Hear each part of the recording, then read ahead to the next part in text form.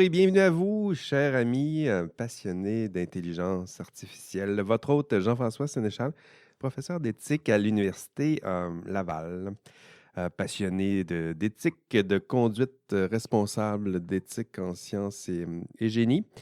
Dans cet épisode d'IA Café, nous recevons, en fait, vous vous apprêtez à prendre un café avec un expert de l'intelligence artificielle, mais surtout de la création de contenu interactif, immersif, itératif, on verra là, comment on va le qualifier, donc du métavers. Donc, c'est Monsieur Harold Dumur qui est avec nous aujourd'hui. Bonjour Harold.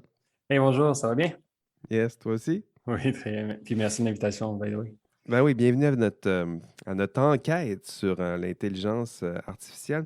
Harold, on va commencer par ton parcours professionnel. J'ai plein de questions, Ouais. mais on va y aller dans l'ordre, là, parce que si on veut bien faire les choses. Donc, Harold, il est le fondateur et président d'OVA. Donc, c'est bien ça, c'est OVA? Oui, c'est bien ça, c'est au centre du mot à vrai dire innovation. Fait que c'est pour ça, on va. OVA, donc c'est une PME de Québec spécialisée dans les logiciels justement immersifs assistés par l'intelligence artificielle. Pour aller dans l'ordre des choses, pour être sûr qu'on fasse bien les choses, on va commencer par ton parcours un peu professionnel. Donc, bien avant d'être un PDG d'une compagnie qui tente de changer un peu notre façon d'interagir avec le web. On commence par ton parcours universitaire, peut-être, là, avant d'arriver dans le vif du sujet. Donc, Harold, on en parlant en pré-entrevue, il a fait son bac à l'Université Laval, à la faculté de sciences et de génie, un certificat à McGill, puis un autre certificat en entrepreneuriat et innovation à l'Université de Stanford. Je ne me trompe pas, Harold? Non, c'est exact. Puis ça, comme on en parlait d'entrée de jeu, c'est des beaux souvenirs que je me souviens là, de l'Université Laval. C'est vrai, c'est des Puis, beaux souvenirs? ouais, ouais, ouais, ouais, ouais. C'est sûr qu'on le sait, en université, c'est toujours des hauts et des bas, là, mais au final, j'ai gradué, moi, en génie alimentaire. Puis ça m'a permis de voyager. J'ai fait, moi, mon stage sur une île en face de Tahiti qui s'appelle Moorea. Puis Belle quand je suis place. revenu, ouais, quand même, non, les cocotiers et tout, j'ai développé un vin d'ananas. Qu'on n'avait Voyons pas, donc. ouais, on n'avait pas le droit de l'appeler vin d'ananas, à vrai dire. On avait fait un jeu de mots, on appelait ça le blanc sec d'ananas à cause des appellations d'origine contrôlée, puis tout ce qui va alentour de la réglementation alentour du vin. Mais j'étais revenu de mon stage, puis les gens étaient comme, oh, c'est où tu es allé faire ton stage? Ça, j'ai dit, je disais Montréal, Montréal. Ils disaient, à Montréal? Je dis, non, non, une autre île, beaucoup plus chaud. C'est beaucoup plus chaud à ce moment. Exact. C'est ça. Donc, des bons souvenirs de ton passage Mhm. à l'université. Qu'est-ce que tu as appris à l'université qui te sert encore aujourd'hui? Ouais, je pense tout le processus tu sais, scientifique, là, les hypothèses, puis ensuite la validation, puis surtout la rigueur, parce que je crois que rentrer en génie, c'est simple à un certain point, mais y rester, c'est comme super compliqué. Puis c'est là que la contingence te rentre dedans. Là. Mathématiques de l'ingénieur 1, je pense que je l'ai repris 3 fois pour Ah, il le y en a finir. plusieurs qui se cassent les dents sur ce cours-là, là. Oh mon Dieu. Puis moi, j'ai été, je sais pas quand, je savais même pas que ça existait. Je me suis rendu jusqu'aux mathématiques de l'ingénieur 3. Fait que pour dire à quel point finalement ils m'ont eu les maths. Mais non. Tu sais, justement, la persévérance, j'ai fait moi mon bac, ça m'a pris 5 ans et demi. Fait que tu sais, à la fin, j'étais comme OK, là, il faut que je finisse. Peut-être trop de temps justement sur les îles. Ça fait que le temps s'est étiré, mais bref, tout ça pour dire, voilà, j'ai étiré le plus possible mon passage à Laval. Puis maintenant que tu es dans le milieu plus du travail, est-ce qu'il y a des choses qui te manquent pas de l'université, justement, que tu avais remarqué comme Ouais, style tu sais, des différences des fois entre le. Moi, je quitte rarement là, les hautes sphères universitaires, là, donc, mais je le sais que ça existe, qu'il y a des différences. je dirais Ouais. les résidences. Ouais. C'est l'endroit où je sors un dortoir puis presque un cercueil, tellement c'est petit. Là, puis désolé pour les gens qui sont en résidence. Pour ceux qui nous Ouais, écoutent, là, exact. qui ne le savent pas, là, à l'Université Laval, il y a des résidences. Donc, la plupart Ouais. des étudiants qui n'ont pas d'appartement au début, souvent, ils se retrouvent en résidence. Des petits appartements bien exigus, des grands garde-robes, d'autres diraient. Puis, c'est pas simple, la vie Ouais. là-bas, là. Non, Ça non, te c'est manque pas, là. mieux. Non, exactement. Puis, tu sais, à vrai dire, j'ai pas tant à me plaindre parce que j'étais juste tout le temps là à cause que mon ami avec qui j'étudiais restait là. Fait que je m'y retrouvais par défaut. Mais puis ça manque pas en même temps. C'était plein de belles anecdotes parce qu'on étudiait, puis juste à côté, c'est le pub. Tu commences à entendre la musique, puis là, tu te dis, ah, qu'est-ce que je fais? Est-ce que je continue à étudier? L'examen, c'est quand même demain ou je sors? Fait que c'était tout le temps des difficiles choix. Mais Des ouais. dilemmes là, étudiants, là, comme on les Exact, aime. Là. exact. Étudier ou aller au pub. Ouais, c'est vrai. Il faut trouver un équilibre entre les deux, sinon, c'est pas. En fait, c'est ça qui manque en ce moment à mes étudiants, c'est peut-être tout ce bout-là. Tu sais, Ouais, oui, ça l'équilibre, ouais. étudie l'équilibre, là, mais tu sais, le choix aller au pub, il ne s'est pas posé souvent cette année. Donc, ça, c'est sûr que ça manque à mes étudiants. On les sent, là, c'est la vie sociale. Tu sais, des fois, je disais, on pourrait donner le cours en classe, voulez-vous venir en classe? Ils ne veulent pas vraiment venir sur le campus pour aller à un cours, ils veulent surtout aller sur le campus pour voir des amis, avoir de la vie, tu sais, revivre un peu leur vie d'étudiant. Là, c'est pas compliqué. Là. Non, je le comprends. Puis je pense que c'est ça un peu le métavers là, pour faire un parallèle ou qu'en Ben oui, on respectant y arrive, le la. métavers. OK, tu veux Yes, sauter dans le ouais. métavers, let's go. Direct. Qu'est-ce que tu Allons-y. allais dire sur le métavers Non, et mais la tu vie sais, universitaire? on va respecter la distanciation sociale, puis on va pouvoir être ensemble. C'est sûr que c'est un contexte différent, puis on aura mille et un temps de pouvoir s'en parler, là. Mais je pense que ça va aider justement à se retrouver hein, d'une certaine façon. Oui, c'est pas tout d'avoir accès à des outils comme ça qui nous permettent d'être un peu ensemble, là, mais la présence, tout ça, le métavers, c'est un peu l'ambition, je dirais, qui se cache derrière le métavers. OK, on va sauter directement dans le métavers. On va commencer par le définir. Donc, le métavers comme sujet. Je dirais que c'est un sujet qui était tendance depuis plusieurs années. On le voyait, on l'entendait, on le notait, puis on se disait, bon, c'est intéressant, ça monte un peu. Puis, puis là, depuis Facebook, depuis Meta, ben là, c'est du délire, carrément. Là, je veux dire, on en entend Ouais. parler partout. Peut-être à ton grand plaisir, Harold, qu'on parle autant de métavers en ce moment. Ça se Ah, peut-tu? totalement. Je veux dire, on va tourner les 8 années le 7 février, donc 3 jours à peine. Puis ça faisait, je pense, 8 ans qu'on attendait que ça arrive puis que ça devienne justement populaire. Tu sais, maintenant, c'est plus facile pour moi au party de Noël d'expliquer ce que je fais dans la vie, là. Merci à Facebook pour ça. Merci à Facebook. Virgule pour ça. Ouais. Pour ça. Ouais, exact, Pour ça. virgule, ouais. Donc, c'est le nouveau dada de notre ami Mark Zuckerberg qui a mis ses quelques billes dans ce champ. Puis Mhm. depuis, ben, tout le monde parle de métavers, mais personne. Peu savent exactement ce que c'est tout ça. Puis c'est pour ça que je voulais t'inviter, c'est parce que tu connais la genèse de ce domaine. Donc, bien avant le buzz, tu étais là, tu sais ce que c'est, Mhm. tu sais sûrement ce que ça peut devenir. Mhm. Donc, ben c'est ça. Donc, Ben d'où ta oui. présence. Donc, pourquoi, c'est quoi, comment tu le définis peut-être à justement là, ta famille avant que ça soit un peu plus populaire? C'est quoi que tu disais? Le métavers, c'est quoi? Comment tu le définis? Ouais, moi j'ai une explication, j'espère qu'il n'est pas trop simpliste, mais c'est qu'aujourd'hui, en tant qu'être humain, on vit dans l'univers, puis le métavers, ça va nous permettre de vivre dans un autre univers, mais qui est virtuel entièrement. Donc, c'est la virtualité des univers. Puis aujourd'hui, on se parle à travers Zoom pour l'enregistrement, puis tu sais, c'est un écran qui est 2D. Donc, en tant qu'être humain aussi, encore une fois, on est des espèces tridimensionnelles. Donc, c'est beaucoup plus affordant pour nous de changer en 3D. C'est vraiment pas naturel dans notre espèce de communiquer dans une transposition de la spatialité vers un autre médium pour ensuite reconvertir en 3D ce qu'on est en train de se parler ou de s'échanger comme information. Donc, je crois que ça va vraiment être plus naturel. Puis tout comme les dauphins sont capables d'évoluer par eux-mêmes, créer un système de radar, puis comme arriver finalement sans la technologie à changer de peut-être à chaque siècle ou peu importe à quel point il évolue. Je n'ai pas fait l'étude finalement sur les dauphins, mais tout ça pour dire qu'enfin, nous, comme les dauphins, on va pouvoir, dans le fond, évoluer en 3D. Parce qu'eux, ils peuvent aller en bas, peuvent monter en haut, on comprend c'est quoi la 3 dimensions. Nous, on est quand même collés sur la Terre. Fait que le métavers va nous permettre de découvrir des nouveaux axes de liberté, chose qu'on ne connaissait pas non plus jusqu'à maintenant. Là.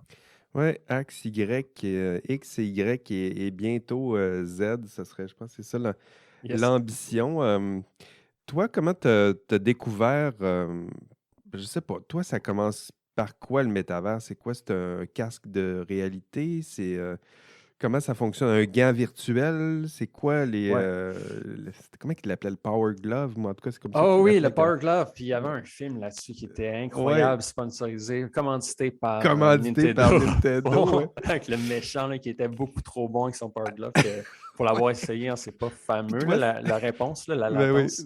ça c'est moi peut-être, là. Ouais. Mais toi, ça a commencé comment dans Ouais. la réalité virtuelle augmentée? Ça arrive comment dans ta Donc, vie? donc, ça commence en 2014, alors que Lockheed Martin, qui sont peut-être plus connus pour être ceux qui sont derrière la construction du F-35, nous a approchés. Puis quand je dis nous, on était 3 personnes à l'époque, pour nous demander si on pouvait faire un sous-marin en réalité virtuelle. À cette époque-là, c'était le tout début de l'aventure de OVA. Moi, je programmais des formations de la E-formation, à vrai dire, en Flash. Flash existait encore, mais il allait être sous peu mis au rencard par Ben oui. Apple, qui disait qu'elle n'allait plus le vouloir comme médium dans ses pages Safari. Fait que je voyais la mort imminente de Flash arriver, puis du même fait de la compagnie. Fait qu'il fallait se réinventer. Donc, l'opportunité de Lockheed Martin leur demande est-ce que vous pouvez faire ça? La réponse a été oui. Et c'est là que l'achat du casque qui était à l'époque l'Oculus DK2 s'est fait. Et mon collègue, pour ne pas le nommer, Oculus, Pierre, c'est ouais. quelle compagnie qui produit l'Oculus? Donc, à la base, c'était Oculus, mais c'est Facebook qui l'a acheté pour ce qu'on a vu ensuite lorsqu'ils sont passés en cours pour débattre de l'achat. Ils l'ont acheté pour 3 milliards. Ça a été annoncé que c'était 2 milliards, mais finalement, c'était Ah oui. 3. Fait que, un gros montant qui était envoyé, entre autres, à Palmer Luckey, qui maintenant a une grosse entreprise de drones. Bref, Fait que Lucky Martin, ouais. ils vont vers toi, ils disent on a besoin d'un outil de réalité virtuelle pour explorer ou probablement pour former, je dirais, à la vie dans les sous-marins, c'est un peu ça? Exactement. Donc, une formation sur, la reconnaissance de comment ça se passe, sont les boutons. Puis la peur première du marin, c'est pas nécessairement l'inondation, pardon, mais c'est le feu. Donc, C'est vrai. il fallait arriver à les entraîner sur différentes situations risquées, d'électricité qui va se créer des flamèches, puis, ou autre chose, là, plein de types de scénarios. Je dirais que ça nous a pris 3 mois à développer le tout parce que, c'était inconnu pour la plupart des gens, juste le terme réalité virtuelle. Donc, programmer dans ce paradigme-là, c'était aussi nouveau pour nous. Donc, il fallait être un bon programmeur, un bon modélisateur 3D. Puis, c'est ça, ça a pris une éternité à faire. C'est là aussi que l'idée de notre produit est née à l'époque, là, qu'il fallait quelque chose de plus simple. Puis, si on recule encore avant, même, je dirais, avant cette étape-là avec Lucky Martin, la compagnie OVA, j'imagine, c'est avant ça. Oui, exact. C'était un peu avant. Est-ce que tu fais partie des créateurs de cette compagnie-là?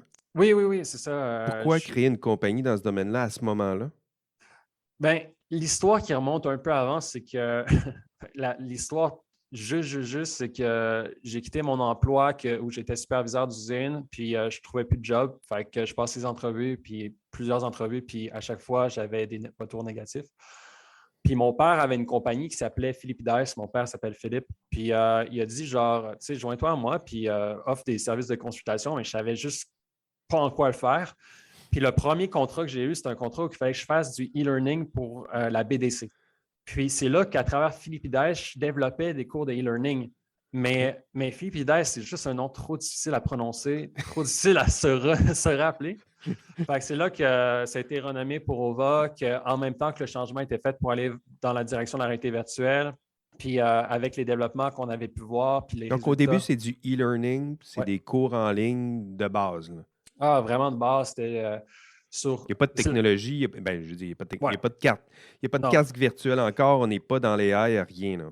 zéro en plus, c'était des cours sur la BDC voulait vendre des cours sur comment prévenir la fraude et le blanchiment d'argent, sur comment vendre de l'assurance, puis des trucs comme quand même plates, là, désolé, mais bon, Le contenu t'intéressait pas, en tout cas. non, pas vraiment. C'était vraiment la survie là, un peu à l'époque, mais ouais. Bon, ben, Ova, puis donc, tu crées cette compagnie-là parce que tu as besoin d'un emploi, tu te cherches quelque chose à accomplir, puis Exactement. Il fallait bien que je fasse de quoi. Puis à part l'ingénierie, l'autre chose que je savais bien faire, c'était des animations 2D en Flash, des sites Internet, de l'interactivité, parce que c'était ma passion. Puis l'autre passion que j'avais qui est dure à monétiser, c'était les jeux vidéo. Puis, puis bref, quand j'ai mis pour la première fois un casque de réalité virtuelle sur ma tête, c'est là que j'ai vu un mix C'est entre quand les la jeux. première fois que tu as mis un casque de réalité virtuelle sur ta C'était à tête? la fin 2014, proche de Noël. Puis j'étais dans la savane, puis je me suis approché d'un arbre, une savane là, très là, Hakuna Matata. Là, fait que c'était reposant, c'était setup Roi Lion, mais immersif. Puis c'est là que je me suis dit comme wow, même s'il y avait beaucoup de pixels, parce qu'à l'époque, les lentilles n'étaient pas superbes, je me suis un peu rappelé, tu sais, c'était de la nostalgie complètement connectée à moi où les cabanes qu'on se faisait dans les arbres ou avec des boîtes de carton, c'était vraiment un rappel d'un monde recréé, imaginaire, mais projeté à 90 secondes par image dans mes deux yeux. Là. 90 images par seconde? Oui, 90, c'est ça. 90 secondes par image. C'est ça Ça, qui c'est la parle de quatrième latence, hein? dimension. Là. Exactement, ça, c'est la quatrième dimension. 90 secondes par... Ouais. Donc, c'est ça, la première fois, c'est un casque, c'est une expérience que tu as vécue comme ça. Puis j'aimerais que tu approfondisses, c'est quoi maintenant que tu as plus d'expertise sur la création de ces milieux virtuels-là? C'est quoi un bon milieu? C'est quoi un bon environnement virtuel? Comment on fait pour créer, puis je le dis là, de façon très large, un bon environnement virtuel qui est immersif, qui est ressenti comme étant naturel, qui est plus proche des sens? Comment on crée ça? Oui, comment pas avoir une dissociance cognitive avec ce qui est le réel et le virtuel? C'est toujours un peu la quête des bonnes pratiques qui évoluent à travers ce changement de paradigme. Puis une des premières choses, c'est l'éclairage à l'intérieur des mondes. C'est sûr qu'on a un écran à moins de 1 pouce de nos yeux. C'est Puis, l'éclairage, hein, c'est intéressant que tu exact. commences par ça. Tu sais, imagine juste un faisceau lumineux blanc, l'éclairage est trop blanc fort, là. Ça, c'est désagréable, puis ça va faire mal aux yeux à la longue. Donc, il faut assombrir les environnements. Les jeux vidéo n'ont pas à s'en soucier, au contraire, ils vont balancer les lumières, les réflexions. Donc, ça à prendre en compte énormément. Donc, ça sera toujours un peu plus sombre, les expériences bien réalisées. L'autre chose, c'est le mécanisme de téléportation au lieu du mécanisme où on va avancer en poussant un bouton. Parce que si on avance dans un monde virtuel, comme si on était transporté sur, en bon français, un roller coaster, là, une montagne russe, Oui, c'est sûr que là, on va avoir le malaise de la réalité virtuelle, évidemment, parce que notre cerveau va penser qu'on bouge alors que notre corps ne bouge on pas. bouge pas. Donc, Là. l'oreille Comme interne le juste mal de comprend plus mer, c'est un peu rien. ça. Exactement. Fait qu'il faut juste se téléporter. Si on fait ça, là, puis qu'on a 90 images par seconde, puis pas trop fort la luminosité, on va être bien en masse correct pour avoir une super belle expérience, une expérience qui peut durer assez longtemps. Quand je parle d'assez longtemps, ça peut aller jusqu'à 1 heure. Puis, Ah puis oui, il y a voilà. des expériences qui durent 1 heure. Ah ouais, même plus. Il y a Half-Life Alyx, qui est comme le jeu triple A, donc fait par un grand studio avec un très grand budget, puis qui dure je trouve, un bon 2 heures facile. Là. Mm. Puis, donc, tu disais que ça dure 1 heure, ce genre d'expérience-là. Donc, un bon environnement, ça commence par la lumière. Est-ce qu'il y a des outils? Là, on parle du casque virtuel. Est-ce qu'il y a d'autres outils qui, tranquillement, commencent à apparaître pour avoir un sentiment de présence encore plus grand?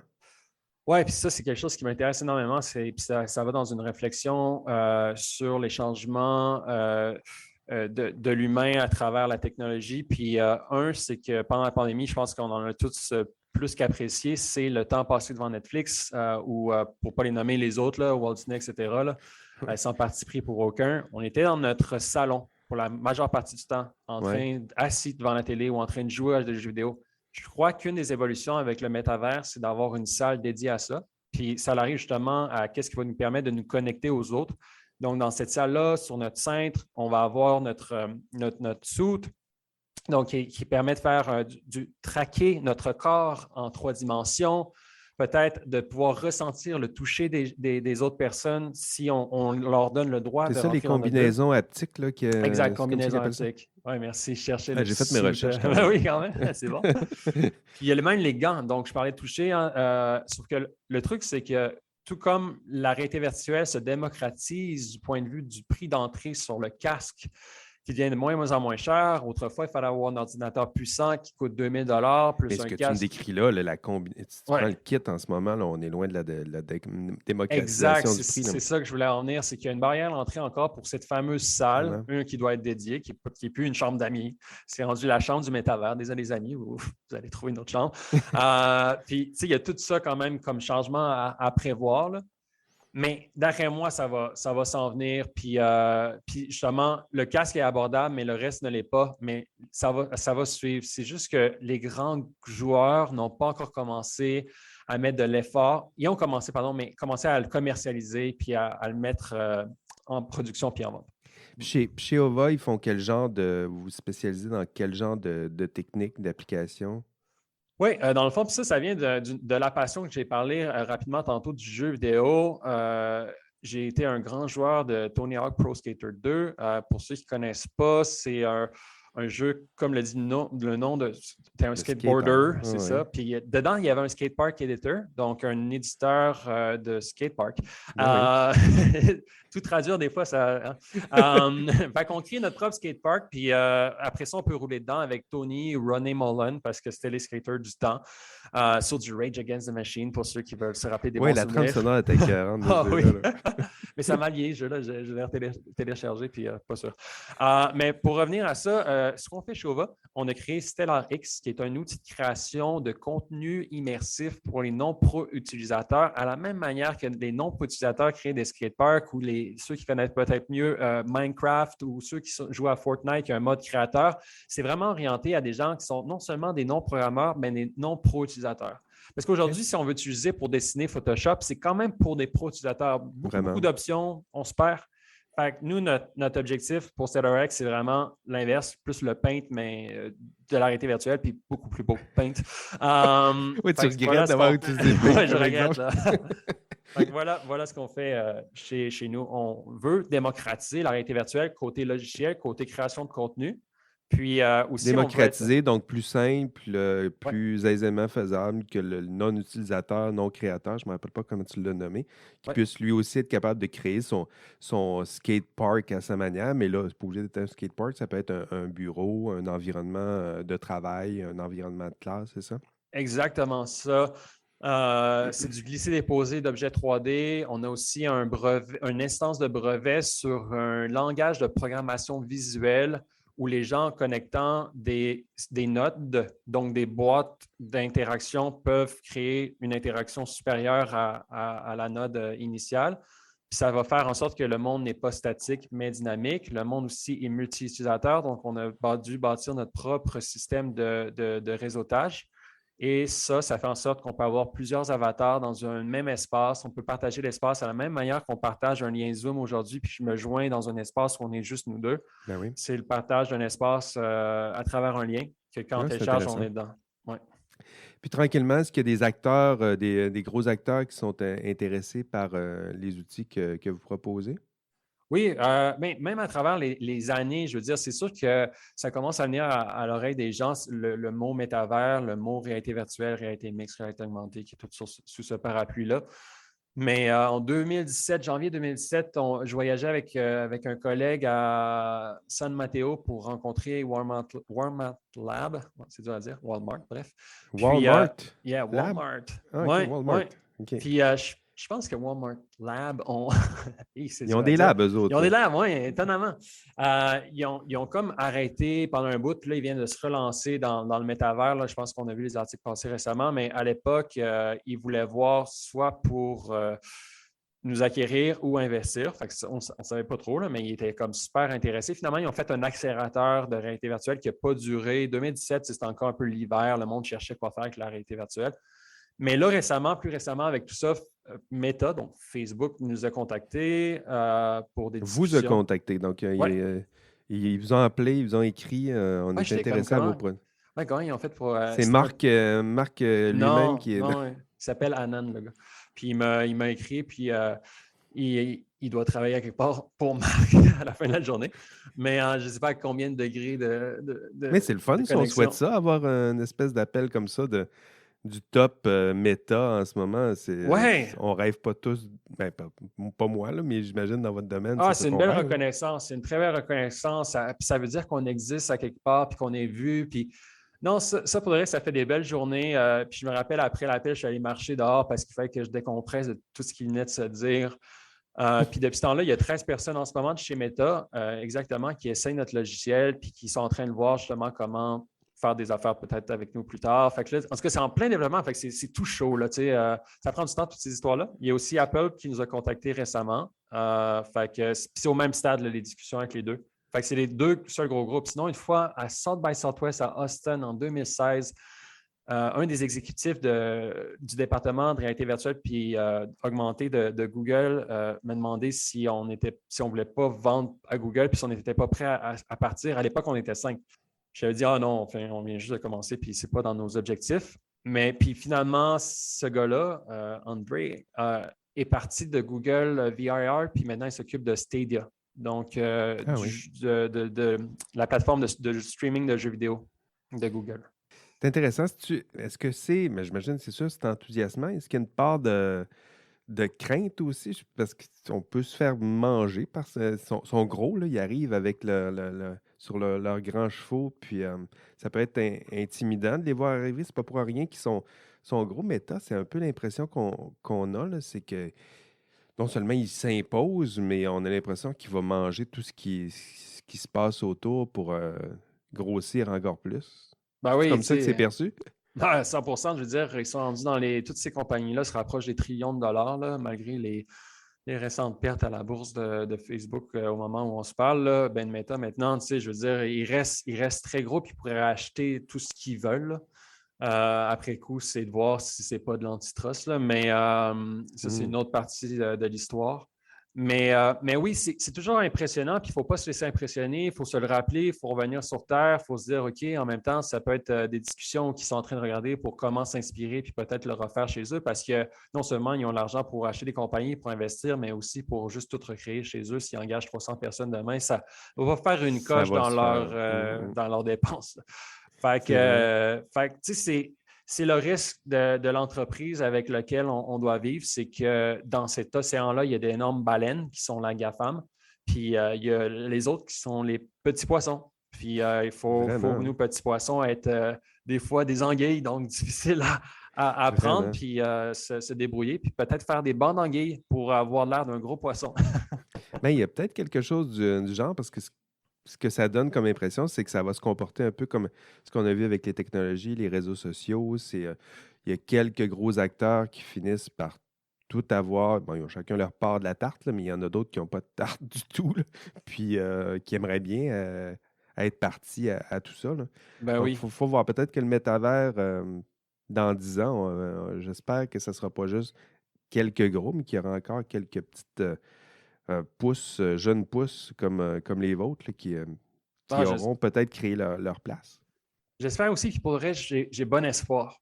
Puis j'ai bon espoir à cause de ce qui est en train de se passer dans le Web 3 avec la crypto, les NFT, la décentralisation. Il y a énormément d'argent aussi qui bouillonne là-dedans. C'est sûr que c'est de l'argent qui a énormément de fluctuations, plus qu'une entreprise publique qui est normalement stable. Puis qui est ouverte, puis qui montre comme cette progression, puis qui ont des earning calls là, en bon français, où que les Mhm. actionnaires regardent qu'est-ce qui se passe. C'est peut-être moins transparent, tout le domaine de la crypto-économie et du métavers qui est lié à travers le web décentralisé, qui est le Web 3. Mais reste que c'est intéressant de l'utiliser comme levier à cause que l'autre option, c'est de danser avec les fameuses baleines que je parlais tantôt. Fait que, Danser avec les ouais, baleines. Il y a un exact. livre, il y a un livre à écrire. Oui. Peut-être trop de relations avec le monde marin en ce moment. Ben oui, c'est vrai, les dauphins et les baleines, on a Anguille trouvé sur roche, là. oh, anguille, tiens, tu vois. Bon, ben, c'est intéressant. Écoute, j'aimerais aborder un autre thème avec toi, c'est l'intelligence artificielle. C'est-à-dire que là, on commence à saisir un peu la réalité virtuelle, ce que ça peut, la réalité augmentée aussi, un petit peu ton champ d'expertise, les applications, mais l'intelligence artificielle, parce que nous autres, c'est notre dada à nous, là. Donc, l'intelligence artificielle On fait une enquête sur la recherche, sur les entrepreneurs en intelligence artificielle, à quoi ça ressemble, qu'est-ce qu'ils font. Donc, on a toutes sortes de questions. Puis, le lien entre le métavers puis l'intelligence artificielle, il se fait comment, là? C'est quoi le lien technologique entre les deux? Oui, juste avant même de parler du lien technologique, il faut voir ça comme une convergence technologique. Avec l'évolution des technologies, il commence à se créer un point d'intersection où elles se rencontrent. Et c'est même visible du côté de chez Meta, encore une fois, là, pour les nommer, je pense que ça va être un sujet récurrent, qui ont récemment annoncé qu'il y avait un des plus gros supercomputers, qui est en fait une ferme de serveurs pour justement les calculs de machine learning et autres algorithmes qui vont tourner là-dessus. Nous, du côté de Cheova, ce qu'on a vu, c'est qu'aujourd'hui, quand il vient le temps de créer des environnements immersifs augmentés, c'est qu'il faut placer ces objets tridimensionnels dans les espaces, comme je le mentionnais, des glissés-déposés. Donc, on ne Ouais. respecte pas nécessairement la loi du moindre effort qu'on peut retrouver lorsqu'on écoute un médium passif comme Netflix ou quand on joue un jeu vidéo qui construit une histoire. Et là est venu le fait que nous aussi, on se rappellera, on travaille avec des clients comme Lockheed Martin, donc c'est des entreprises. Ces entreprises-là ont des brevets, ont des IP, de la propriété intellectuelle, donc, et ils ne peuvent pas le partager. C'est souvent à travers des non-disclosure, donc on n'a pas le droit de parler de ce qu'on fait à l'intérieur, et ça fait en sorte qu'ils ne bénéficient pas d'une communauté. Puis, dans le domaine du jeu vidéo, parce que c'est un Une parallèle, communauté. ouais, OK, c'est ça. Sont communauté de pris créateurs. dans leur développement, sont pris avec quelques personnes, quelques agents qui sont pris à ne pas pouvoir parler en tout cas à l'extérieur. Donc, puiser dans les masses de concepteurs qui participent à un même projet comme on a dans les jeux vidéo, c'est ça? Exactement. Aujourd'hui, si je veux faire un monde Minecraft, là, je ne vais pas me casser le basic comme mon Québécois. Je vais aller chercher un monde qui existe déjà, puis je vais le remixer. Le terme remixage est vraiment important comme concept dans ce domaine-là. Puis un Lockheed Martin de ce monde ne peut pas faire exactement ce qui vient d'être dit. Fait que l'intelligence artificielle, l'agent intelligent va être, dans notre cas, cette communauté-là représentée dans les datas anonymisées, Anonymisé. merci, Mhm. qui va, dans le fond, augmenter le fait qu'on peut co-créer avec. Quand je dis co-créer avec, c'est qu'il y a deux parties. L'agent intelligent, donc c'est un NLP, Natural Language Processing. Nous, chez OVA, on n'a pas recréé cette roue. On utilise les services cognitifs de Azure, puis plus précisément LUIS, là, Language User Interface System, c'est un acronyme. Donc, une fois qu'on parle avec lui, puis qu'on a tout designé dans Bot Framework qui nous aide à faire la conversation, le flow, on OK. peut commander à cet agent-là, quand j'appuie sur le bouton, bouge l'objet.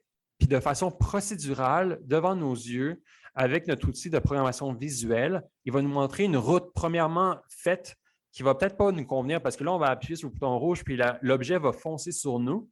Fait que c'est à nous ensuite de le remixer, mais il va nous avoir donné la première itération, puis c'est ça la beauté. C'est la beauté de la première itération pour l'interaction, mais ça pourrait être autant vrai pour la création d'un monde entier. C'est-à-dire qu'on lui dit, je veux 3 maisons, 5 chaises bleues, un petit chien, puis un palmier. Puis déjà, on va l'avoir. Ça peut-être mis un peu n'importe comment. Le palmier est dans la maison, mais au pire, après ça, c'est déjà importé. On n'a pas à le faire un à un. On peut juste les bouger. Mais pour que ça soit autogénéré comme ça, il faut qu'il ait appris à quelque part à créer des mondes, puis ça, il peut l'apprendre. Vous servez de l'intelligence artificielle qui a été éduquée dans d'autres domaines, c'est ça? Oui, exactement. À vrai dire, cette partie-là, pour la création d'un monde qu'il a appris, c'est un bon point. Ce n'est pas quelque chose sur lequel on travaille, mais oui, ça serait fait de même. Nous, en ce moment, c'est juste de lui donner un dataset, là, puis il y a différents endroits. C'est des marchés d'objets 3D. Donc, aujourd'hui, si on fait un PowerPoint, on va sur Google Images pour trouver des images. Dans le futur, pour ceux qui créent des mondes 3D, ils vont aller sur Sketchfab, qui est un peu le Google Image de l'image 3D, de l'objet 3D.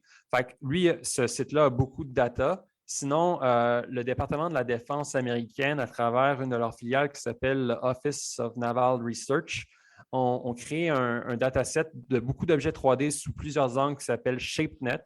Fait que ça, c'est un autre aussi qui est gratuit qu'on utilise. Mais voilà, mais ouais, c'est un excellent point. On pourrait donner des mondes peut-être voxelisés qui sont des mondes faits dans Minecraft parce que c'est le voxel qui est utilisé pour le créer, le voxel étant un cube. Puis là, ça pourrait dire, je vois un peu c'est quoi. Il traduit ce qu'il voit en voxelisation, qui est une technique de machine learning. Puis basé sur la voxelisation, il reconnaît l'objet, puis il nous propose son jumeau numérique, qui serait un jumeau numérique fait en polygone et non pas en voxel.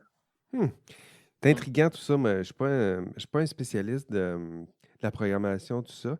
Mais j'essaie de, avec les concepts, on finit par comprendre un petit peu à quoi ça peut ressembler. Concrètement, vous autres, dans votre compagnie, quand vous avez besoin d'AI, de machines, on le voit ici, là, ce que ça carbure comme données. Là. Donc, puis ça prend des gros serveurs, puis ça prend, de l'AI, là, on le voit que c'est très énergivore, puis très informativore, je vais le dire comme ça. Ouais. Vous autres, est-ce que vous faites affaire avec des compagnies externes, avec des serveurs externes? Comment ça fonctionne?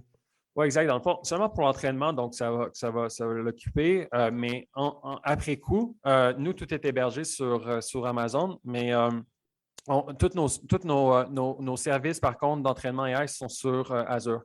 Fait que l'hébergement de nos mondes 3D sont sur Amazon parce que c'était des questions de coût avec la bandwidth est beaucoup plus abordable. Puis question d'entraînement, les services que Azure proposait étaient mieux selon nos besoins. Donc, c'est comme ça qu'on fait. Donc, c'est à l'extérieur puis à travers ces deux services-là. Vraiment trippant. J'ai hâte d'en parler avec mes collègues aussi, parce que il y a ça aussi dans le podcast. Là. On fait une entrevue, mais aussi on revient avec les collègues. J'en ai deux en informatique, voir un peu là, qu'est-ce que ça implique comme enjeu, là, comment on peut passer de chez vous, de chez OVA, à chez Amazon, se servir des serveurs. J'ai hâte de voir ce qu'il en pense. Est-ce que l'AI vous permet de résoudre des problèmes ou est-ce que ça crée des problèmes? Est-ce que ça vous aide à créer des solutions? Comment vous le percevez, l'intelligence artificielle, chez vous? Oui, nous, on le perçoit comme un besoin qui va être répondu grâce à l'intelligence artificielle, que les gens, pour la plupart, ne savent pas encore que c'est leur besoin, vu qu'on travaille dans un médium qui commence à arriver chez les gens. Fait que, encore une fois, créer comme c'est quelque chose de fastidieux. Puis, une des compagnies qui l'a bien montré, justement, cette co-création-là, outre nous, c'est OpenAI avec son projet Codex, où on peut écrire nos intentions dans un endroit qui ressemble à un genre de chat. Puis, on dit ce qu'on veut, puis Codex va nous créer les interactions. Des lignes de code. Oui, exactement. Tout pour nous. Je ne me souviens plus c'est en quoi que ça sort, là, mais il me semble que c'est en JavaScript. En tout cas, bref, à double-checker. Mais bref, il nous crée nos lignes de code puis, pour nous. Fait que c'est un peu le même principe. Puis, il y a une autre chose que Facebook a fait. C'est le même principe parce que toi, tu transposes à des objets 3D, un moteur où tu dis tes intentions, puis ça traduit, puis ça te crée des objets, des environnements 3D. Ou même des interactions. Fait que dans le fond, pour nous, ça passe dans C#, qui est notre langage, puis ensuite, c'est converti en programmation visuelle, qui est relié à la programmation. Puis OpenAI, ça va directement à la programmation, puis c'est converti ensuite en interaction dans une petite boîte là, à gauche de où on rentre nos messages. Puis Facebook ont fait un partenariat avec Minecraft, puis ils ont créé quelque chose, ils ont même fait un white paper là-dessus qui s'appelle Craft Assist, où que là, tu chattes avec ton chatbot, puis c'est un petit personnage Minecraft. Tu lui dis, mettons, do a circle, donc fais un cercle, puis là, en Minecraft Block, il va faire un cercle devant nos yeux. Ah. Fait que ça répond vraiment aux besoins. Ça ne crée pas plus de troubles, sauf le fait que c'est sûr qu'en tant qu'entreprise, ça prend dans le burn rate. Donc, à chaque mois, on dépense de l'argent sur c'est quoi la meilleure technique qui va utiliser le moins de processeurs graphiques parce qu'à la fin de la journée, notre processeur graphique est utilisé là, pour plein d'affaires. Puis ça coûte effectivement. Les langages, c'est très cher du côté Azure, tout ce qui est reconnaissance vocale, là, le NLP. C'est dans les plus chers services. Là, fait que, ensuite, combien qu'on va charger? Notre logiciel, en ce moment, c'est un prix X. Est-ce que en ajoutant ça, ça va être un prix supplémentaire, ça va être comme la Pro Plus Plus, on va dire. C'est sûr que ça apporte son lot de casse-tête, mais ça nous ajoute une barrière à l'entrée par rapport au gros de ce monde. Puis, ça nous donne aussi des patents, ça nous donne des brevets. Puis ça augmente la valeur de l'entreprise à la toute fin. Donc, c'est une balance qui se rééquilibre. C'est juste un coup à prendre au début avant que ça se rebalance pour éventuellement, si as des brevets, tu peux Exact. en vendre une partie aussi pour aller chercher des nouvelles liquidités. Ouais. Ben écoute, on en a fait un bout sur l'AI. Dernier sujet que j'aimerais aborder avec toi, c'est l'éthique et les enjeux sociaux, parce que ça fait partie aussi de nos intérêts à IA Café, les enjeux sociaux, les enjeux éthiques. Puis tu es bien placé pour voir un petit peu les promesses, ça c'est sûr.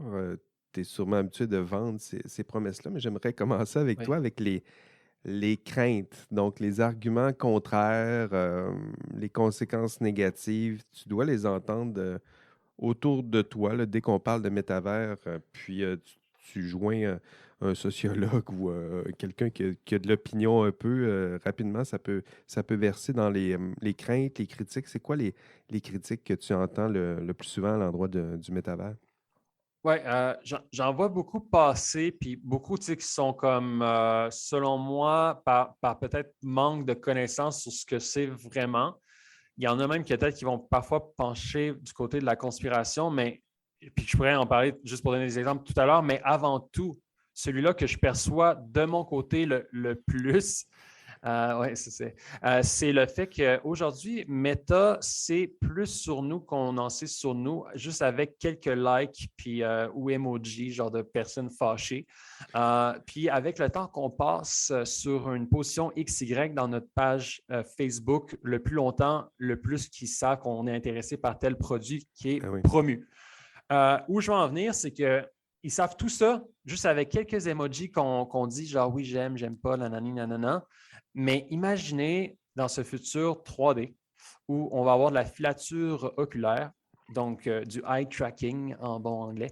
Là, on va pouvoir savoir où nos yeux s'arrêtent, quelle couleur on préfère, quelle forme de fauteuil on préfère. Parce que quand on s'arrête sur la page, on ne sait pas quel fauteuil qui est présenté sur la photo qu'on préfère. Est-ce que c'est le vert? Est-ce que c'est le bleu allongé? Est-ce qu'on a besoin de 3 places ou 2 places en ce moment? Fait que là, ils vont vraiment savoir quel fauteuil qu'on a besoin pour notre salon et quelle couleur qu'on préfère. Si on sort d'Instagram et qu'on est vraiment là, à fond dans la beige life, là, tout ce qui est blanc, épuré, 3 fois par jour, puis c'est ça notre style, on va juste voir de ça pour le reste. Fait que ça peut nous créer, puis c'est là la partie que je trouve peut-être stressante, des chambres à écho. Puis ces chambres à écho-là qui vont enfreindre et atteindre notre créativité. Et cette créativité-là va peut-être faire en sorte qu'elle va même se transmettre parce que, dans le fond, on va être tout le temps dans les mêmes couleurs, dans les mêmes formes. Puis, je pense que même à Montréal, on est reconnu pour la créativité.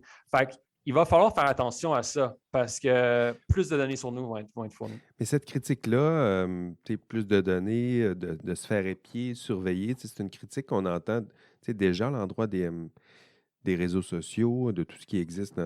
Est-ce que d'ajouter une couche de métavers, qu'est-ce que ça fait? Ça accentue les problèmes? Ça accentuerait, on va le mettre déjà au conditionnel, ça accentuerait les problèmes? Ou qu'est-ce que le métavers ajoute? Est-ce que ça crée des problèmes nouveaux ou ça fait juste accélérer ou intensifier des problèmes qui existaient déjà avec Ça ce va, qu'on a en ce moment? D'après moi, ça va accentuer, amplifier le problème de justement, on voit les mêmes pubs ou si quelqu'un dans notre propre foyer voit des pubs, on vient être contaminé par ces pubs-là, on vient à se créer une bulle familiale de pubs targetées. Aussi, aujourd'hui, on regarde Fortnite qui vend pour 9 milliards de dollars de vêtements virtuels. Nike fait 30 milliards la même année, donc c'est le tiers. Puis ces vêtements-là, on ne peut pas les revendre sur eBay parce qu'ils sont digitales et liés à notre compte. Donc, le métavers va permettre de faire en sorte d'avoir un marché d'objets digitaux, marché qui est quasi inexistant, sauf dans les grandes productions de jeux vidéo qui sont des silos. Ils ne peuvent pas Qui sortir sont du des jeu. silos. Oui, Ouais, c'est ça. c'est C'est comme ça. le métavers, ce serait quoi de faire des liens entre ces silos-là? Oui, puis Ubisoft a déjà commencé avec, dans le fond, le fait que les lapins crétins maintenant sont dans Sandbox, qui est une plateforme décentralisée pour la création de contenu à la Minecraft. Donc, ça tourne 100% sur le blockchain. Pour y aller, il faut y aller à partir de son MetaMask, qui est un portefeuille digital, puis qui est notre identifiant.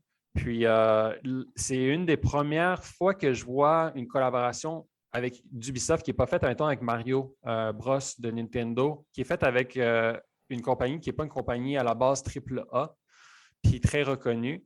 Puis ça, c'est un premier beau move, en bon français, vers justement enlever les silos, faire du, amener différent, faire du omnichannel. Parce qu'une des craintes en tout cas moi que j'entends, c'est que ben c'est ça, c'est des silos.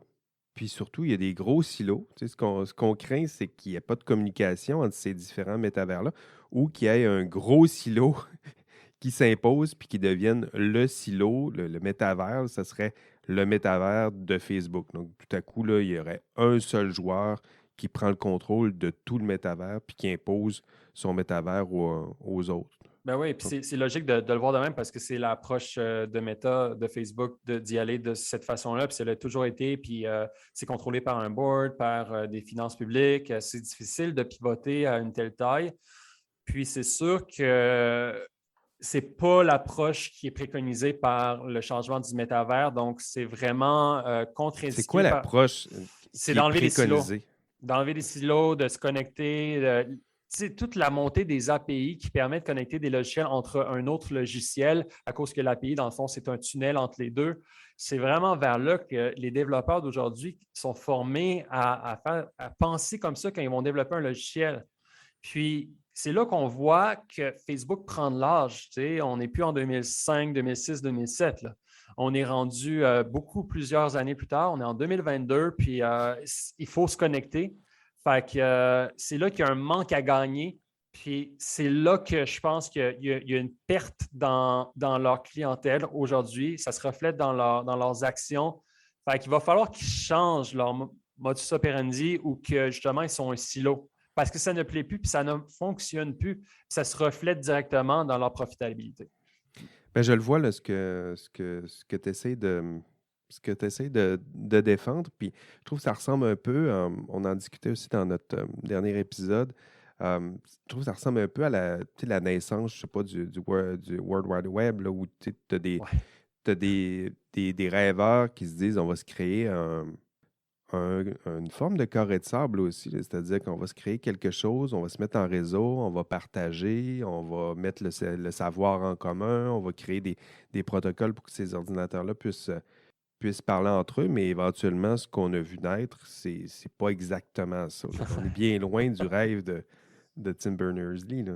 Oui, non, carrément. Puis le rêve reste toujours là depuis ce temps, je dirais. Puis qui sait, espérons que ce soit notre chance pour cette troisième version du web d'arriver à atteindre ce qui est finalement l'inaccessible étoile. Puis juste pour revenir un peu sur la parenthèse, parce que je pense qu'elle est intéressante à dire, là. En tout cas, peut-être que je suis le seul à y penser ça, mais les conspirations autour du métavers, c'est que c'est un stratagème de Meta de faire en sorte qu'on soit connecté, même avec des solutés, puis qu'on ne sorte jamais de là, puis qu'on soit branché à consommer, puis à donner tout notre argent aux grands méchants. Ça, je l'ai entendu quelques fois. Fait que, juste dire, comme pour vrai, je pense pas que ça va se rendre là. Oui, mais les théories du complot, il faut en prendre, mais en laisser aussi. Exactement. Surtout en laisser. Oui. Surtout en laisser. Bref, bientôt peut-être le soluté Meta. Mais pour l'instant, il reste toujours Soylent, là, qui est une bonne petite boisson qui remplace le repas. Mais ouais, fait que voilà. Mais dans l'idéal, toi, quand tu te projettes dans... Là, disons qu'on est à l'année, même pas l'année 1, là, disons qu'on est à l'année 10 du métavers. On se projette dans, je sais pas, dans 30 ans, idéalement, ça ressemble à quoi, le métavers, idéalement? Tu rêves à quoi, là? Oui, donc c'est très loin comme projection, mais je vais faire de mon mieux. Rendu là, dans le fond, je parle beaucoup du mot décentralisation, puis un exemple facile à comprendre de quelque chose qui est pas central à nous, c'est le processeur graphique. Aujourd'hui, pour jouer à un jeu, il faut avoir une bonne PlayStation 5 qui a un très bon processeur. C'est centralisé, connecté à notre télé. Très bientôt, avec juste la 5G, puis dans 30 ans, ce sera peut-être, on va dire, 7-8G, on va être capable d'envoyer avec la 5G les fameuses 90 images par seconde par œil dans notre casque sans même que l'application soit chargée dans notre casque. Donc, le casque, on comprend, devient un simple écran. Le casque qui deviendra des lunettes. les lunettes qui deviendront des lentilles, les lunettes qui se veulent d'être seulement aujourd'hui soit des lunettes de réalité augmentée ou de réalité virtuelle pourront peut-être être les deux à cause que, comme aujourd'hui, on a des lunettes quand on va au soleil qui, par la chromatique, deviennent fumées ou non fumées par rapport aux rayons du soleil. On pourra les activer par la pensée à cause qu'on aura des EEG, des électroencéphalogrammes de connectés sur ces lunettes-là. Et je pense que dans 30 ans, on n'aura même plus besoin de parler ce qu'on veut faire à un NLP. Ça va être seulement par la pensée. Pour la plupart, nos pensées on va faire des tests au setup pour dire comme ça, c'est des pensées intrusives, ne pas les mettre, ça, c'est des pensées que je ne veux pas partager. Fait qu'on va pouvoir setter c'est quoi les bonnes pensées qu'on veut. Puis, petit à petit, on va se diriger vers là. Puis, surtout, qu'est-ce qui va être bien, je pense, c'est que la monnaie qu'on connaît actuelle va être de moins en moins présente. Les gens vont faire le move entièrement sur la crypto-monnaie, même les gouvernements.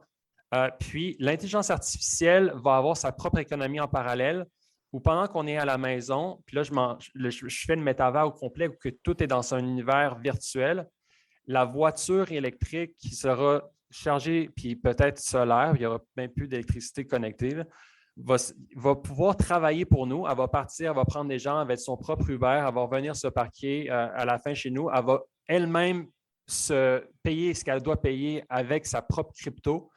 Puis nous, on va de plus en plus, être humain, ne plus travailler, mais être payé avec un salaire qu'on fait par rapport aux connexions qu'on aura réussi à mettre. Donc, le travail, il va en rester, il en faut toujours pour faire des routes, faire etc. Mais il y aura plusieurs gens qui vont de moins en moins travailler puis être juste, ils naissent puis ils sont retraités. Fait que ça, je crois qu'à cause justement de toute cette aide-là. Fait que je pense que dans 30 ans, tout ça va être réalisé. Dans 30 ans, puis là, il va falloir que tu archives ce que tu viens de dire, puisque dans 30 ans, il va falloir que tu réécoutes, puis ça serait intéressant de voir. Est-ce que je viens de me lancer dans quelque chose? Je suis en train de penser en même temps. En tout cas, je pense que ça va arriver assez vite. Oui, archivons ça. Archivons tout ça, puis on verra combien de prédictions sur 30 tu as réussi, Harold. Écoute, ce serait tout. On a fait un bon bout. C'était vraiment passionnant, vraiment, de discuter avec toi. Vraiment. Passionné, c'est sûr. Donc, ce serait notre premier voyage au métavers. Nous autres, on commence, je dirais, la réflexion. En fait, c'est là un peu, là, mais on commence à approfondir ce sujet-là. C'est un vrai privilège de pouvoir discuter avec toi, avec quelqu'un qui a les deux mains dedans, qui voit un petit peu ce qui se passe, puis ce qui pourrait se produire. C'est intéressant de voir ta projection dans le futur. Vraiment, merci. Merci infiniment. C'était super. Moi, c'est tellement justement une passion. Là, des fois, je peux m'emporter, mais j'adore discuter de tout ce qui peut s'en venir, puis voir comment, tu sais, pour notre mieux, je reviens à la simplicité, qu'on est des êtres 3D, encore une fois, comme je disais d'entrée de jeu, puis que c'est là qu'il faut aller parce que ça va tellement être mieux communiquer, mieux pour aussi le plaisir, amener le plaisir au travail, amener le plaisir qu'on connaît le soir. Souvent, ou le week-end, quand on joue, l'amener ça à notre quotidien pour ceux, en tout cas, qui sont du moins dans l'informatique, qui ne sont pas dans des métiers comme plus manuels. Bien hâte d'expérimenter ça, Harold. Merci d'être passé à IA Café. Merci. Ouais. Merci à vous d'avoir écouté cet épisode d'IA Café. Jean-François Sénéchal, commencez à penser à votre look et au nom de votre futur avatar. Là, ça s'en vient dans 30 ans. Vous ne savez pas ce qui vous attend. On se revoit au prochain épisode. Et d'ici là, on rêve peut-être de moutons électriques. Allez, bye bye.